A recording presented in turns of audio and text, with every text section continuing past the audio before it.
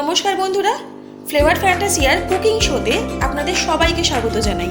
যারা এখনও আমার চ্যানেলটি সাবস্ক্রাইব করেননি তাদের অনুরোধ রইল চ্যানেলটা লাইক, শেয়ার এবং সাবস্ক্রাইব করার।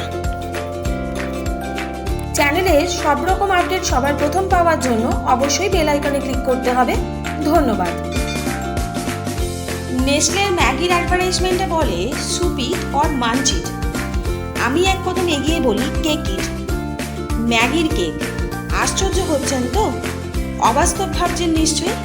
তাহলে চলুন দেখে নেওয়া যাক কী করে এই অবাস্তবকে বাস্তব করা যায়। চলুন বানিয়ে ফেলি ম্যাগির প্যানকেক।